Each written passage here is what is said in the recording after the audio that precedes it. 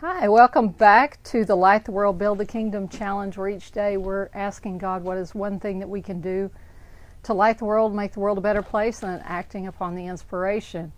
I was reading today in John 9 about the story about the man who was born blind. And Jesus passed by him and his disciples said, who sinned here? Was it the man sin that he was born blind? Did his parents sin that he was born blind? And Jesus is like, no, nobody sinned here. He's blind so the works of God could be manifest in him. And so he took some clay and he spit in the clay and he put it on the man's eyes and told him to go wash in a certain watering place. So the man did that and he came out and he could see. And of course everybody was like, wow, this is the guy that was blind. And they're like, well, I don't know, is it really him or does he just look like him? And he's like, yeah, it's me. I was born blind. And it makes such a big to-do. They carry him to the leaders of the Pharisees, and everybody's interrogating about how this man who was born blind, how Jesus could have healed him. And they debate, oh, well, he healed him on the Sabbath day, so Jesus is a sinner. And anyway, there's this whole kind of interrogation that goes on. And you can read that in John 9, but I'm not going to go into that so much. As I was thinking about the different things that we deal with in our lives, that we say, well, I was just born that way. You know, that's just the way I am. That's the way I was born. And as if that ends it. That is that, you know, and there's no fixing something where we were born that way. And Jesus is saying here, you know, that those things are fixable. Nothing is impossible to God. You know, I think about myself. I have a couple birth defects. I mean, I was basically born blind. I was cross-eyed. And back in the 60s, they were able to fix that, which is kind of miraculous. I had some other issues that I'm born with that are, you know, problematic, but I work around them.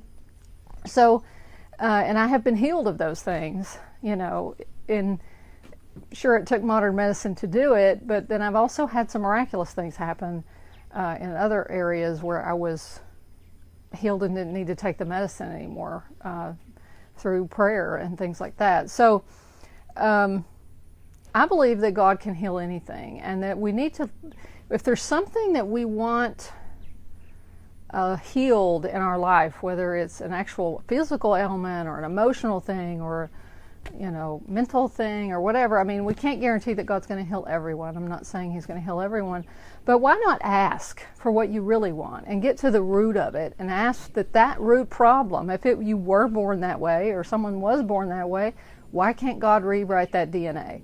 Why can't he heal that? Why can't he invent a cure for that and prompt someone and inspire someone to create the cure for that?